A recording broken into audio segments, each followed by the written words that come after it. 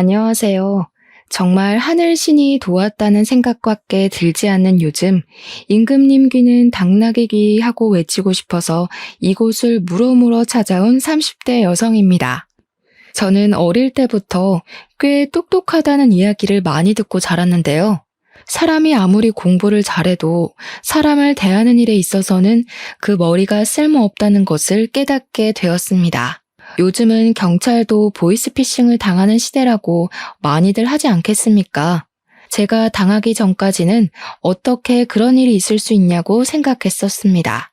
하지만 저에게 이런 일이 생기고 나니까 충분히 가능한 일이라는 생각이 들면서 앞으로는 사람을 더욱 경계하고 조심해야겠다고 느끼게 되었습니다.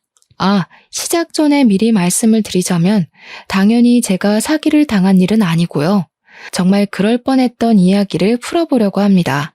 제 주위에 현명한 분들이 없었더라면 글쎄요, 제가 지금쯤 어떤 소가리를 하면서 살고 있을지 감이 전혀 오지 않습니다. 아무튼 여러분, 서론을 너무 길게 잡고 싶지 않으니 지금부터 저에게 일어났던 그 기가 막히고 황당한 이야기를 한번 시작해 보도록 하겠습니다. 끝까지 저와 함께 해주신다면 저는 정말 더할 나위 없이 행복할 것 같습니다.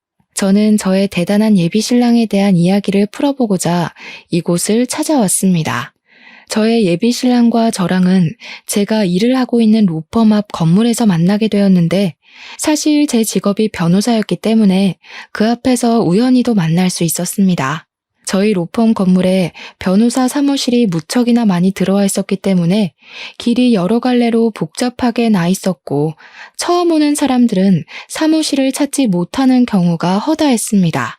대부분 바쁘니까 길을 잃은 사람에게 관심을 주거나 오지랖을 부리지 않곤 했는데 그날 제 예비신랑이 혼자 길을 헤매는 것을 보고 문득 안쓰러운 마음이 들었습니다.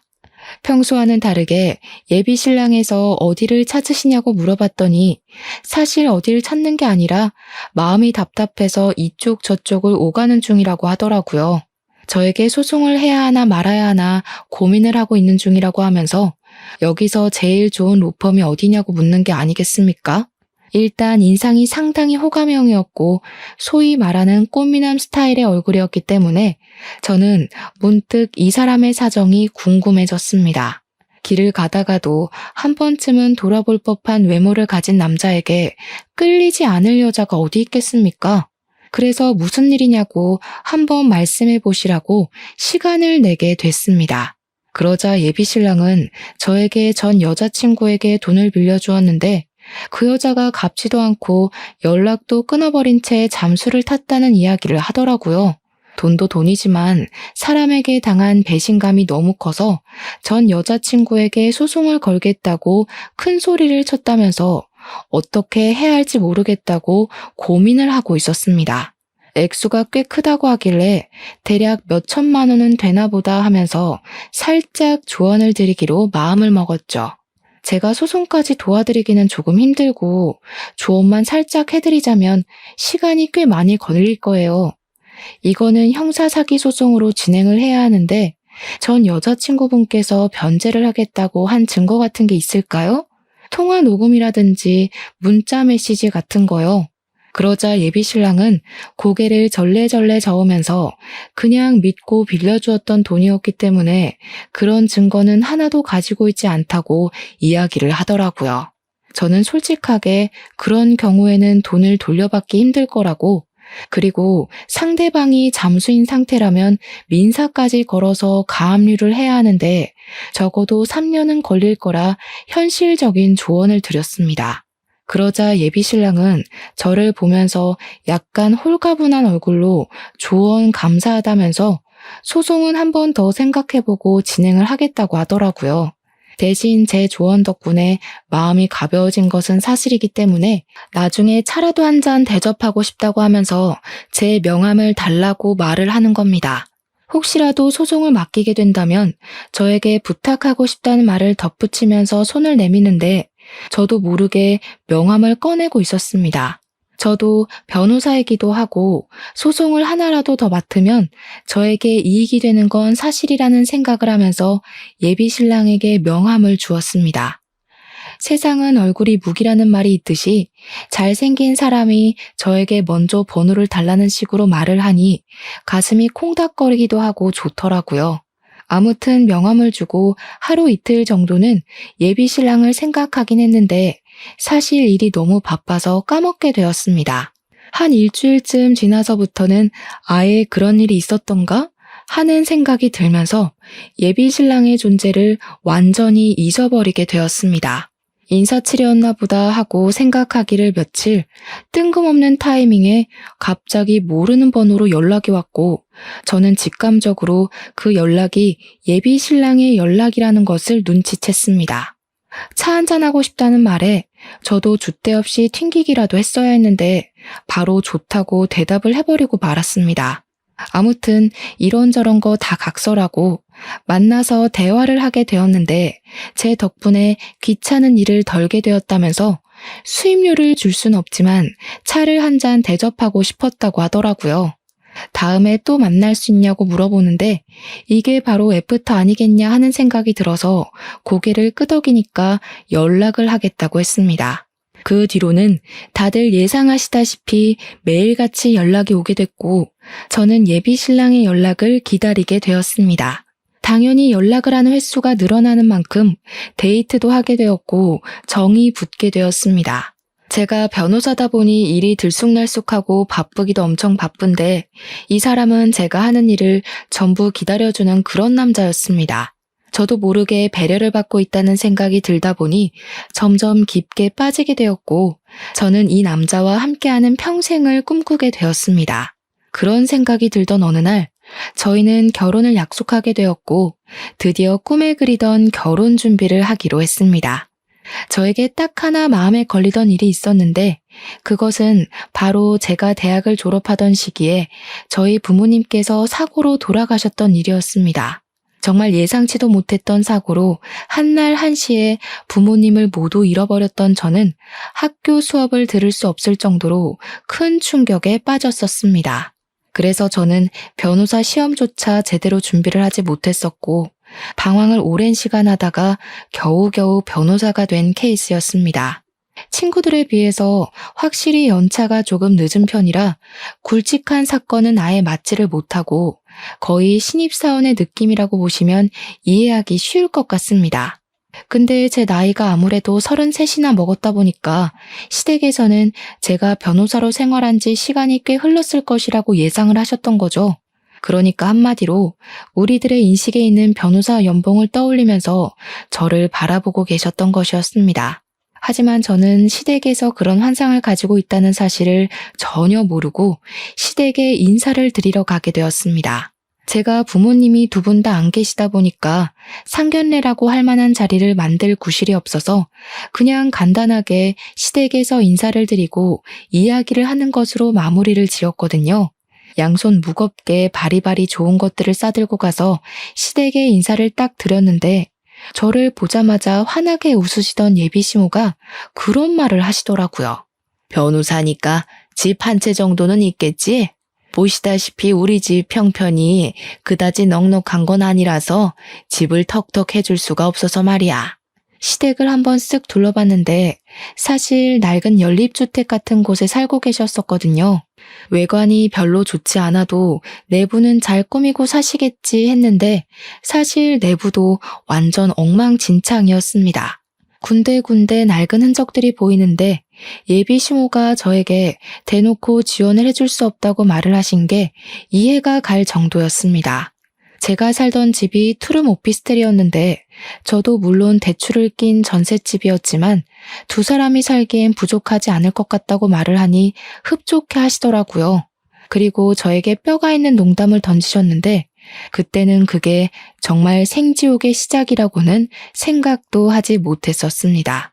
나중에 돈 많이 벌어서 큰 집이라도 얻게 되면 우리들 살 방도 하나씩은 마련해 주는 거지.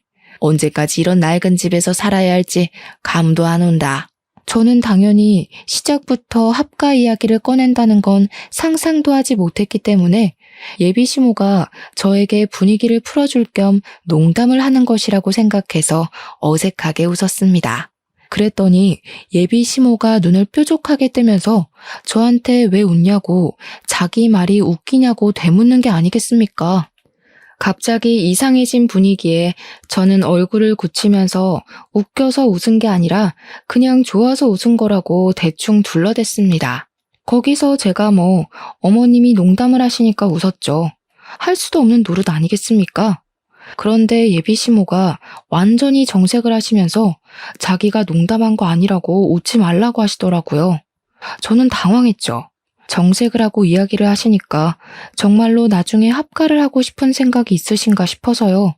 제가 그 시점에 연차가 쌓여가고 있었던 터라 사실은 같이 함께 살고 싶은 마음은 굴뚝 같았지만 결혼식 자체는 느긋하게 준비를 해서 올리고 싶었습니다.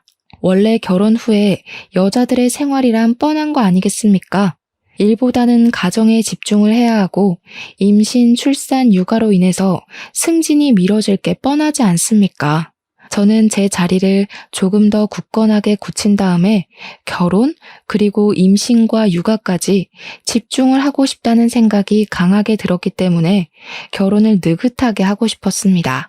친구들이 결혼을 하는 걸 보니까 다들 오랜 시간 천천히 준비를 해서 싸우기도 하고 화해도 하고 하면서 준비를 하더라고요.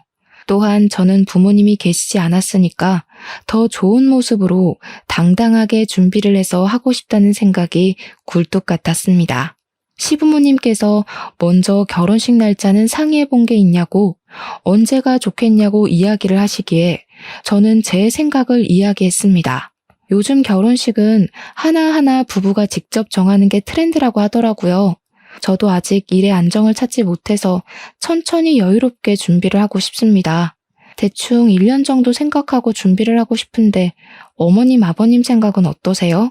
1년이나? 그런 건 나랑 상의한 부분이 아니잖아. 나는 하루빨리 결혼해서 당신이랑 같이 시간을 보내고 싶은데 말이야. 준비할 게 뭐 그리 많겠어? 대충 3개월 정도면 준비 다 끝나는 거 아니야? 요즘은 웨딩 플래너니 뭐니 업체에서 전부 준비를 해주는데 뭘 그렇게 귀찮게까지 준비를 스스로 해. 3개월은 너무 급한 거 아닐까? 나도 아직 하고 있는 일들이 있어서 그렇게까지 빨리는 어려울 것 같은데. 그럼 혼인신고부터 먼저 하고 같이 사는 건 어때? 같이 살다가 1년 후에 결혼식을 올리는 것도 나쁘지 않을 것 같아. 혼인신고를 먼저 하는 사람이 어디 있어. 요즘은 보통 결혼식 올리고도 같이 살다가 신고를 하는 추세라던데. 당신 지금 나 못 믿어서 그래? 나한테 완벽하게 신뢰를 느끼지 못하는 것 같다는 생각이 자꾸 드네. 나 정말 이번 일로 너무 마음 상했어. 잠시 우리 관계에 있어서 생각할 시간이 필요하다는 느낌을 받았어. 내가 그렇게 당신에게 확신을 주지 못하는 사람인가 싶어서 말이야. 저는 예비 신랑의 말에 너무나도 놀라서 그런 게 아니라고 안절부절하며 오해를 풀려고 애를 썼습니다. 점점 예비 신랑을 설득하면 설득할수록 그런 생각이 들더라고요.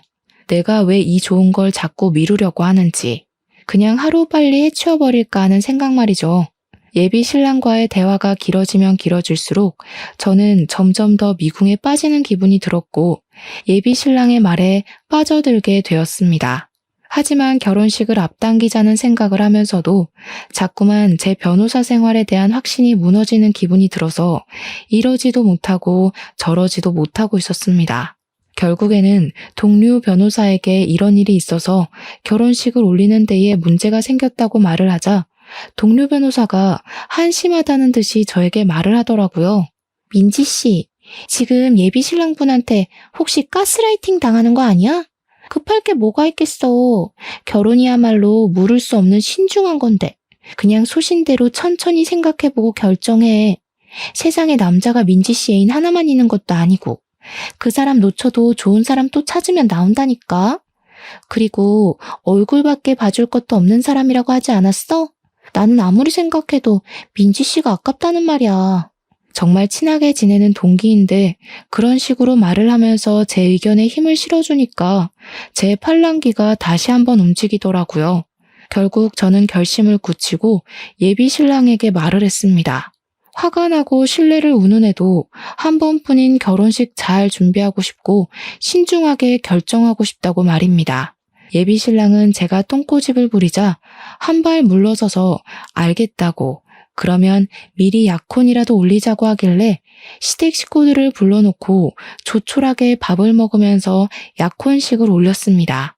약혼식을 올리고 난 이후에 저는 한결 마음의 편안함을 얻게 되었고 일과 사랑을 모두 얻었다는 생각에 하염없이 기쁜 나날들을 보내고 있었습니다.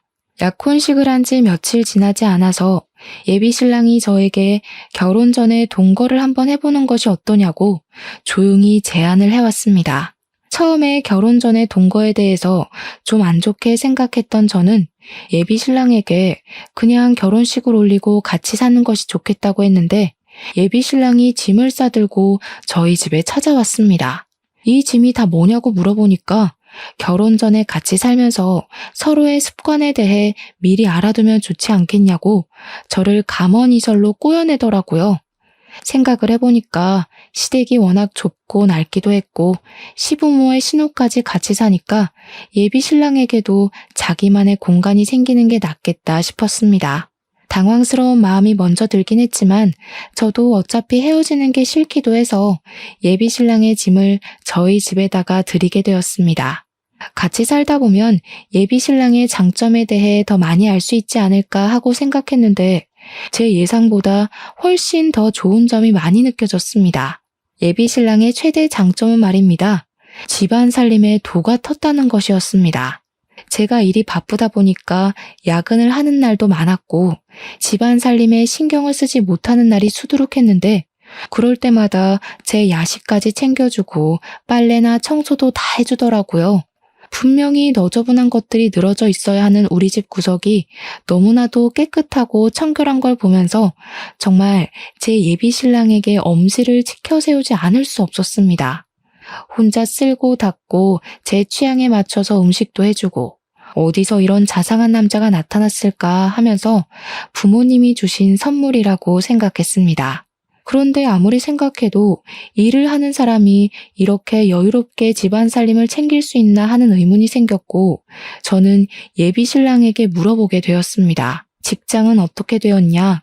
여기서 출퇴근하는 거 너무 멀어서 힘들거나 하지 않냐? 일하느라 힘들 텐데 집안 살림까지 신경을 쓰냐고요.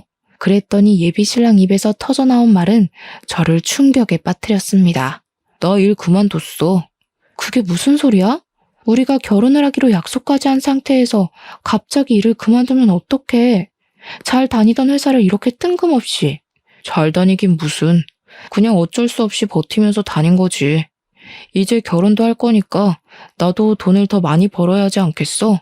그래서 일단 이직 준비를 하려고 해. 돈 더 주는 곳으로 내 능력을 인정받아서 들어간다면 우리 두 사람에게 잘된 일 아니야? 저는 예비 신랑이 일단 계획이 다 있는 것 같다는 생각이 들어서 일단 하고 싶다는 대로 해주겠다 생각을 했습니다. 집에서 시간을 보내면서 혼자 이력서를 쓰는 것 같기도 하고 이것저것 책도 들여다보는 것 같았는데 한 2주일 지나니까 그런 행동도 하지 않더라고요. 말로만 취업 준비를 한다고 하면서 집에서 살림을 하고 탱자탱자 노는데 벌써부터 가슴이 답답한 기분이 들어 예비 신랑을 붙잡고 이야기를 했습니다. 도대체 언제 취업을 할 것이며 제대로 노력은 하고 있는지에 대해서 들어보고 싶다고 말입니다. 내가 안 그래도 생각을 해봤는데 나 취직하지 말까? 나는 아무래도 전업주부로서의 삶이 더 잘 어울리는 것 같아. 그런 말이 어디 있어. 전업주부의 삶도 바쁘고 힘든 건 마찬가지야. 우리 미래를 생각해서 취업을 하는 게 낫지 않겠어? 대답은 알겠다고 잘만 하면서 정작 아무런 준비를 하지 않는 예비 신랑을 보며 저는 슬슬 불안한 마음이 들기 시작했습니다. 이런 식으로 가다가는 결혼식을 올린 이후에도 쭉 집에서 놀고 먹는 생활을 할 것처럼 보였기 때문이었습니다. 아무리 제가 변호사라고 해도 잘 나가는 로펌에서 굵직한 사건을 맡는 변호사들이나 몇 억대 연봉을 받는 거지 저는 사실 그급까지는 아닌 일반 변호사였으니까요. 같이 동거를 시작한 지 2달이 흘렀을 무렵 예비 신랑은 저에게 생활비가 없다고 하면서 반찬도 사놓고 과일도 사놓고 하려면 돈이 필요하다고 했습니다. 당당하게 저에게 두 손을 내밀면서 생활비 명목으로 사용할 카드를 달라고 하는데 기가 막히면서도 저를 위해 쓰는 돈이니까 하는 생각이 들었습니다. 집안 살림 자체를 어느샌가부터 예비 신랑이 전부 도맡아 하고 있었기 때문에 저는 카드를 건네줄 수밖에 없었죠. 사실 그 덕분에 집안 살림에는 손 하나 까딱 안 하고 바깥 일에만 집중을 할 수 있고 집을 오로지 휴식의 공간으로 사용할 수 있다는 점이 고맙기도 했습니다. 예비 신랑에게 신용카드를 하나 주고서는 생활비 목적으로 사용을 해주라고 신신당부를 했는데 그 카드의 한도가 300만 원짜리였습니다. 아무 생각 없이 일을 하고 있는데 갑자기 드르륵 하는 진동 소리와 함께 문자 메시지가 쏟아지더라고요. 이게 다 뭔가 싶어서 문자 메시지를 보는데 글쎄 결제 내역이 수두룩하게 도착한 게 아니겠습니까? 거기다가 제일 마지막 문자는 한도가 초과되었다는 메시지였습니다. 너무 놀라서 카드가 도난이라도 당한 건가 싶어서 내역을 샅샅이 살펴보는데 무슨 마트뿐만 아니라 백화점 결제 내역도 있더라고요. 거기에 제일 황당했던 것은 휴대폰 게임 결제 내역까지 있는데 정말 알차게 300만 원이라는 돈을 다 쓴 것 아니겠습니까? 이렇게 카드를 사용할 사람은 예비 신랑밖에 없었기 때문에 저는 바로 예비 신랑에게 전화를 걸어서 물어보게 되었습니다. 제가 전화를 걸어서 일일이 사용처를 물어볼 것이라고는 예상을 못했는지 변명 아닌 변명을 하면서 회피를 하려고 하더라고요. 마트에서 장 본 거는 우리가 먹을 음식 재료들이고 백화점은 내가 옷이 없어서 옷 좀 몇 벌 샀어. 근데 사는 김에 나도 아들이니까 우리 부모님께 효도하고 싶어서 당신 카드로 부모님 선물도 좀 샀고 우리 부모님한테 잘 보이면 당신도 좋은 거 아니겠어? 미안하고 내가 꼭 취직해서 이거 다 갚을게. 당신한테도 잘할게. 휴대폰 게임 내역은 뭐야? 그것도 그 카드로 결제됐어? 몰랐어. 미안해. 휴대폰 수익 결제로 계산한 줄 알았는데. 그 변명을 저는 그냥 믿어주기로 했습니다. 어차피 한도야 낮추면 그만인 것이고 예비 신랑이 나중에 취직해서 갚겠다고 했으니까요. 예비 신랑 말대로 시부모에게 선물을 사줘서 점수를 따게 된다면 저에게도 나쁘지 않은 거래라고 생각을 했기 때문에 변명인 걸 알면서도 모른 척 넘어가 준 것이었습니다. 문제는 그 다음 달에도 비슷한 이유를 대면서 한도 300만 원을 꽉 채워 사용을 했고 저도 한 달에 버는 돈이 정해져 있었기 때문에 감당하기가 어렵다고 느껴졌습니다. 그래서 300만 원의 카드값을 매달 내긴 무리라는 생각에 한도를 120만 원으로 줄이게 되었습니다. 사실 제가 생각한 한 달 생활비는 100만 원이었거든요. 그러니까 120만 원이면 20만 원 정도는 용돈으로 사용해도 되겠다고 생각했던 것입니다. 그랬더니 예비 신랑이 그걸 알고 나서 저에게 불같이 화를 내는 것이 아니겠습니까? 어떻게 카드 한도를 120만 원으로 줄일 수가 있어? 당신 돈도 넉넉하게 벌면서 나랑 우리 집에 돈 쓰는 게 그렇게 아까워? 진짜 치사하다 치사해. 내가 꼭 취직해서 갚는다고 이야기를 했는데도 고작 그 돈이 아까워서 120만 원으로 한도를 줄여? 내가 그 카드 줄 때 분명히 생활비로 사용을 해달라고 했는데 생활비보다는 당신이 사치하는 데 더 많은 돈을 투자하는 것 같아서 줄인 거야. 2달 동안 생활비로 쓴 돈을 보니까 100만 원 정도 되길래 나머지 돈은 커피라도 사 먹으라고 내버려 둔 거고 나는 당신이 이런 걸 하나하나 따질 줄 몰랐어. 정말 화가 난다. 사랑하는 사이에 그런 걸 따지고 싶은 생각이 든단 말이야. 저는 도대체 예비 신랑이 왜 저에게 화를 내면서 따지는지 이해를 할 수 없었습니다. 하지만 너무 삐진 티를 내길래 일단은 풀어주려고 노력을 했습니다. 예비 신랑의 논리는 엉뚱하기도 하고 말이 안 되는 이야기이긴 했지만 너무 사랑했기 때문에 제가 져준다는 느낌으로 말입니다. 그런데 그러면 안 됐습니다. 저를 완전히 호구로 보기 시작했기 때문이었습니다. 같이 동거를 한 이후에 시댁에서는 저에게 변호사 며느리를 뒀으니까 앞으로 살만 나겠다면서 잘 부탁한다고 하시고는 매달 용돈을 100만 원씩 보내달라고 하셨습니다. 저는 그 이야기를 듣고 너무 깜짝 놀라서 저도 모르게 그게 무슨 소리냐고 시부모님을 향해서 소리를 조금 높여 말을 했습니다. 왜냐하면 저도 연차가 많이 쌓이지 않은 변호사였기 때문에 버는 돈이 무척이나 한정적이었고 앞으로의 결혼 생활을 생각하면 100만 원이라는 돈은 너무 큰 돈이었기 때문이었습니다. 매달 100만 원씩 적금이라도 붙는다고 치면 5년이면 6천만 원 아니겠습니까? 저희가 혹시라도 임신이라도 하게 된다면 필요해질지 모르는 돈이잖아요. 저한테 한 달에 100만 원은 너무 부담스러운 금액이라고 생각합니다. 제가 변호사이긴 하지만 연차가 얼마 되지 않아서 무리거든요. 그렇게 월급을 많이 받는 편이 아니기도 하고요. 그래도 앞으로 연차가 쌓이면 점점 더 많이 벌 거 아니니? 생활이 안정되고 나서 임신을 하는 게 좋지 않겠니? 너네는 집도 있고 차도 있고 있을 만한 거 다 있는데 뭐 한다고 효도하는데 돈을 아끼는 건지 잘 모르겠다. 너 부모님도 없는데 우리한테 잘하면 나중에 다 피와 살이 되는 일인 거야. 그러면서 저에게 다음 달부터 무조건 100만 원씩 입금을 하라고 막무가내로 구는 게 아니겠습니까? 그런데 예비 신랑이 저에게 그러는 겁니다. 시부모의 말처럼 저한테 부모님이 살아계신 것도 아닌데 시부모에게 효도를 해야 하지 않겠냐고요. 그 말이 저에게 조금 상처로 찔리기도 했고 일도 그만두고 제 카드로 하루하루를 살아가는 사람이 저에게 할 말은 아니라는 생각이 들었습니다. 분명 처음에는 너무나도 행복한 동거고 결혼 준비였는데 시간이 가면 갈수록 삐걱거리는 느낌을 지울 수가 없었습니다. 거기다가 남편에게는 철이 상당히 없는 예비 신우가 하나 있었는데 그 예비 신우가 쐐기를 박는 말을 하더라고요. 우리 새언니가 변호사씩이나 되는데 나한테 명품 가방 하나만 주면 안 돼? 드라마 같은 거 보면 변호사들 다 명품백 들고 다니던데 언니는 몇 개 있어? 제가 또 아쉽게도 명품 같은 것에 별로 관심이 없어서 가지고 있는 명품 가방이 없었거든요. 다른 변호사들도 저에게 명품 가방 하나쯤은 있어야 한다고 잔소리를 했지만 저는 그 비싼 돈을 주고 그걸 사야 할 이유를 모르겠더라고요.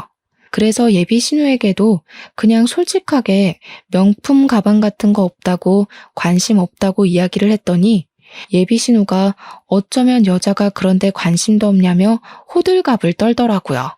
언니 변호사가 그런 비싼 가방을 들고 다녀야 와, 이 사람 능력이 좋구나. 이런 가방도 들고 다니는구나 하고 생각하게 되지 않겠어요? 내가 하나 골라줘야겠네. 나랑 백화점 가서 하나 사자. 사는 김에 내 것도 하나 사주면 너무너무 좋고. 그게 부담되면 우리 둘이 번갈아 가면서 쓰면 되지. 예비 신우의 의도가 너무 투명하게 느껴지는 덕분에 저는 필요 없다고 딱 잘라서 거절을 하게 되었습니다. 사람은 내면이 중요한 거니까요. 그랬더니 이 철없는 예비 신우가 저한테 사람 그렇게 안 봤는데 너무나도 쪼잔하다고 말을 하는 게 아니겠습니까? 그렇게 애써 시댁과 예비 신랑의 만행을 무시하려고 애를 쓰면서 저는 점점 더 마음을 굳혀가고 있었습니다. 같이 살아보니 결혼이랑은 왠지 거리가 멀게만 느껴져서 다시 한번 이 사람과의 관계에 있어 재정비를 해야겠다고 느끼고 있었습니다.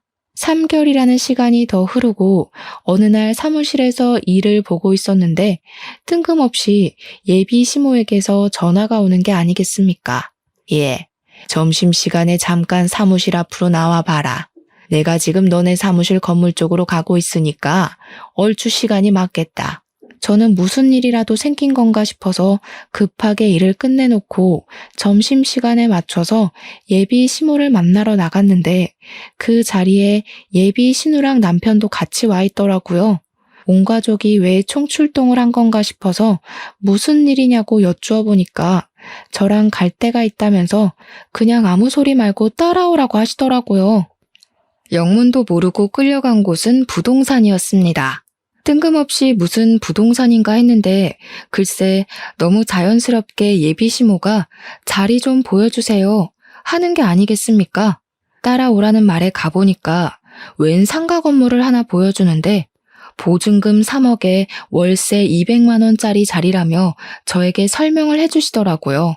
갑자기 무슨 소리세요? 저 사무실 개업할 생각 없는데. 에? 계약하실 분이 오실 거라고 해서. 어때? 이 자리 좋아 보이지? 역도 가깝고 유동인구도 많고 말이야. 갑자기 예비 시모가 끼어들어서 상가 조건이 참 좋다며 이야기를 하길래 무슨 속셈인가 싶어서 눈을 가늘게 뜨고 쳐다보았습니다. 나랑 내 동생이랑 카페라도 하나 차려볼까 싶은데 이 자리 계약 좀 해주면 안 되나 싶어서. 내가 직장을 다니려고 하니까 영 안 되겠더라고. 근데 우리 둘 다 백수다 보니까 대출이 안 나오지 뭐야? 당신 이름으로 받아서 하나 차려보려고. 대출만 한번 받아주면 우리가 제대로 돈 벌어서 꼭 갚을게. 무슨 소리를 하는 거야. 요즘 카페가 얼마나 많은데.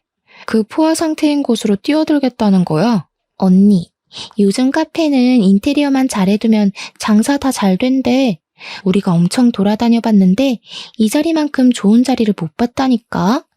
여기서 커피 장사하면 무조건 월에 몇 천만 원씩은 벌걸? 그러면 대출 받는 것도 금방 갚을 수 있어. 변호사 좋다는 게 뭐야. 사기당할 염려도 없고. 그러면서 마치 제가 계약을 당연히 해줄 것처럼 자기들끼리 이야기를 하는데 저의 소중한 점심시간에 이게 뭐 하는 짓인지 골치가 아프더라고요. 저라고 그렇게 대출이 많이 나오지 않아요. 지금 이미 전세자금 대출도 있고요. 그래? 그럼 주변 변호사들한테 좀 빌리면 안 되나? 누가 3억이라는 돈을 턱턱 빌려주겠어. 능력이 있으면 당신이 친구들한테 빌려서 차려. 저는 그 말을 뒤로 사무실로 돌아왔고 제가 강경하게 나가자 예비 신랑은 꼬리를 살랑살랑 흔들면서 저에게 카페 타령을 하기 시작했습니다. 저랑 연애할 때 만나던 예비 신랑과 지금의 예비 신랑은 너무나도 큰 차이가 있었습니다. 저만 보면 돈 타령에 뭐 하나 더 뜯어먹을 게 있나 없나 불을 밝히는 모습까지 백수로 살면서 제 등골을 쭉쭉 빼먹는다는 느낌을 받은 거죠. 그렇게 슬슬 정을 떼고 있었던 어느 날 정말 말도 안 되는 일이 벌어지게 되었습니다. 제 사무실에 여자 3명이 찾아왔는데 아주 비장한 얼굴로 저에게 할 말이 있다고 하더라고요. 김민재 아시죠? 지금 만나고 있는 사람이라고 듣고 찾아왔는데. 김민재가 바로 제 예비 신랑의 이름이었거든요. 저는 저를 어떻게 알고 찾아온 건지 무슨 말이 하고 싶어서 예비 신랑의 이름을 꺼내는 건지 궁금했습니다. 그래서 다들 어떻게 오신 거냐고 제가 만나고 있는 사람이 맞는다고 이야기를 하니 여자 3명이서 서로 앞다투어 자기 할 말을 하려고 하더라고요. 제가 누구냐면요. 김민재랑 결혼을 준비하고 있다가 돈을 뜯긴 피해자입니다. 제가 그 인간한테 빌려준 돈이 글쎄 2천만 원이에요. 2천만 원. 돈만 뜯겼으면 다행이게요. 저는 김민재 아이까지 가진 사람이에요. 책임질 것처럼 굴더니 출산이 임박해오니까 잠수를 탄 거 있죠. 이미 아이를 지우기에는 늦은 상태였고 어쩔 수 없이 출산까지 한 다음에 친자 검사까지 했어요. 그러면서 저에게 친자 확인서를 보여주는데 거기에는 친자일 확률이 99.89%라는 정확한 수치가 적혀 있었습니다. 저는 그 결과지를 보면서도 지금 제가 듣고 있는 이야기들이 전부 예비 신랑에 대한 이야기가 맞는 건지 헷갈리기 시작했습니다. 그만큼 현실감이라는 게 전혀 없었거든요. 저는 양육비를 받아내고 싶어서 소송을 하고 싶어요. 저는 김민재랑 사귀던 도중에 돈을 빌려달라고 해서 돈을 빌려줬어요. 부모님이 암에 걸렸거나 뭐라나? 수술을 해야 한다고 하더라고요. 처음에는 암 수술비 1,000만 원, 그 뒤에는 입원비 700만 원, 약값 300만 원, 별별 거 다 합쳐서 총 2,700만 원이라는 돈을 뜯겼어요. 당연히 저희들 모두 그 돈도 돌려받고 싶고 제대로 콩밥 먹이고 싶다고 생각해서 변호사님을 찾아왔습니다. 예비 신랑은 모든 여자들에게 돈을 뜯어낸 뒤 돈을 갚지 않은 것도 모자라서 완벽하게 잠수를 타버린 사기꾼이었던 것이었습니다. 그제야 모든 퍼즐이 맞춰지기 시작하더라고요. 처음에 저랑 사무실 앞에서 만났을 때 자기가 돈을 받아야 해서 소송을 한다 어쩐다 했던데 알고 보니 자기가 돈을 빌리고 튀어서 걱정이 되어 물어봤던 것이었습니다. 일을 그만두게 된 것도 회사가 어딘지 알고 있었던 여자가 찾아올 것을 대비해서 그만둔 것이고 통장 또한 이미 가압류가 되어 있었던 것이었습니다. 돈을 벌어봐야 통장이 지급정지가 되어 있으니 돈을 뺄 수도 없고 해서 그냥 일을 그만둔 것입니다.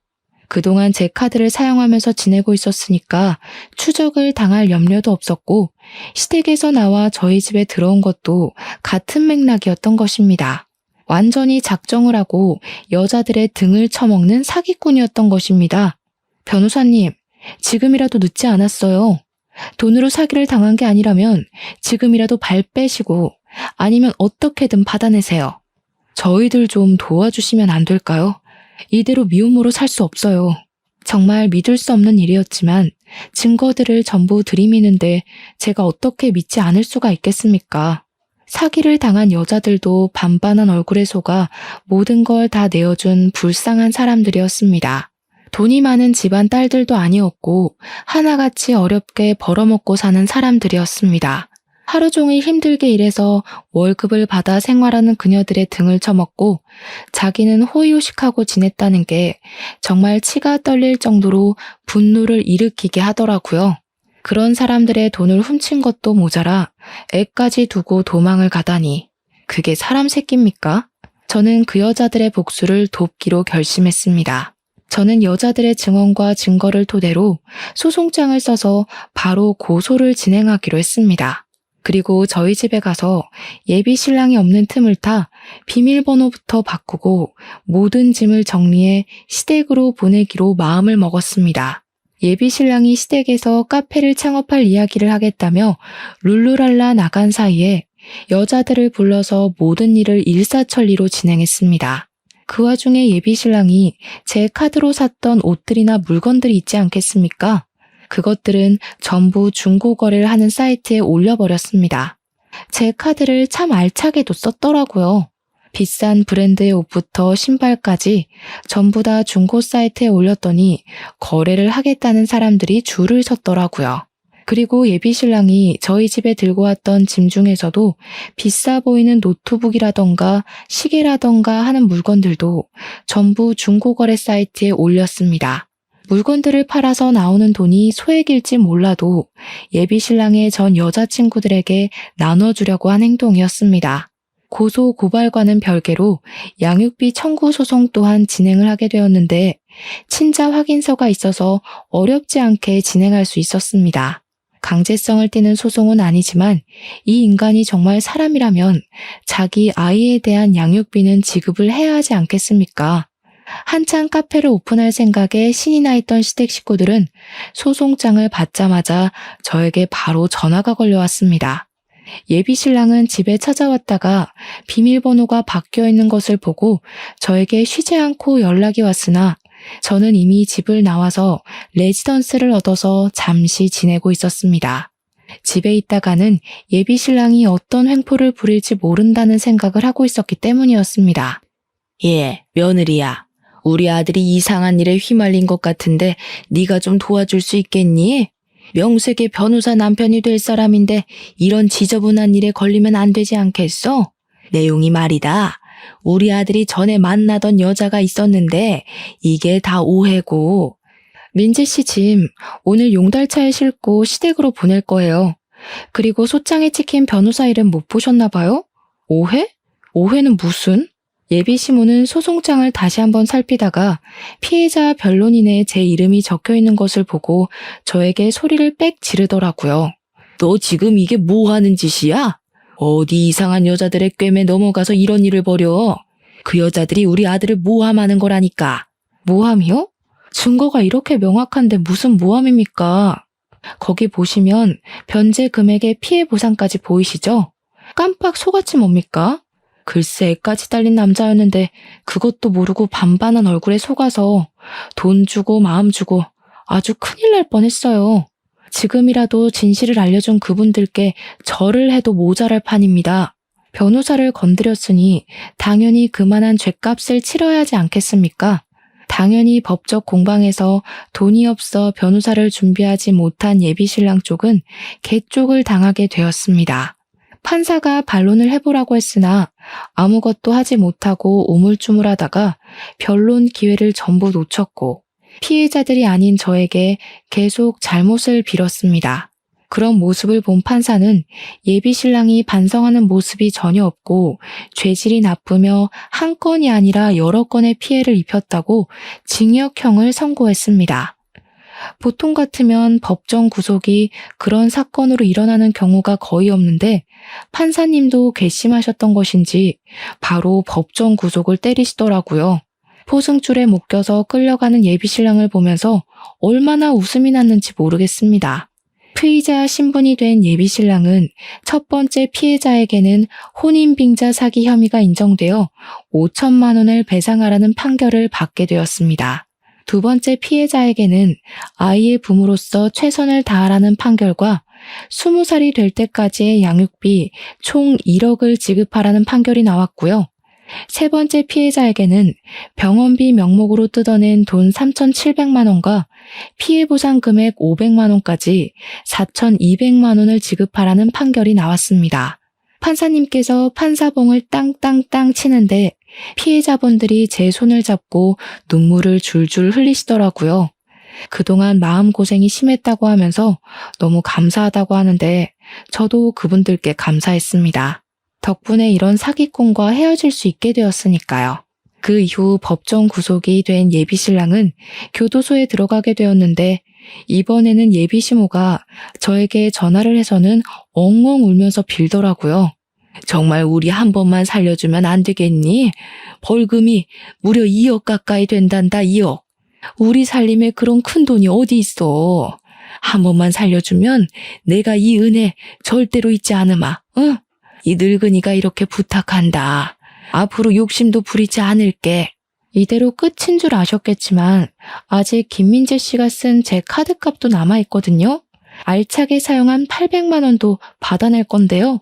그 이후에 저는 그 인간과 연관이 된 모든 사람의 연락처를 차단해버렸습니다. 나중에 이야기를 들으니 꼼짝없이 수감 생활을 하게 된 아들의 뒷바라지를 하기 위해서 그 낡은 연립주택까지 팔아치웠다고 하더라고요. 오갈 곳이 없어서 친척 집을 전전긍긍하면서 하루 벌어 하루 먹고 산다고 하던데 아주 꼴이 좋게 된 거죠. 연립주택 판 돈으로 피해자들에게 피해 보상까지 다 했다고 하더라고요. 법정 이자가 붙으면 갚기가 더 힘들기 때문에 아마 급한 불부터 빠르게 끄려고 한 게 아닌가 싶습니다. 이 기회에 저는 또 새롭게 법의 무서움과 공정함에 대해 알게 되었습니다. 앞으로는 여자 등 처먹을 생각하지 말고 제정신으로 살았으면 하는 게 한때 사랑했던 사람으로서 마지막 부탁이라고나 할까요? 제가 살아가는 세상에 이런 일이 더 이상은 나타나지 않길 바라면서 이쯤에서 글을 마무리하도록 하겠습니다. 제 이야기를 끝까지 들어주신 여러분께 항상 행운이 가득하길 바라겠습니다.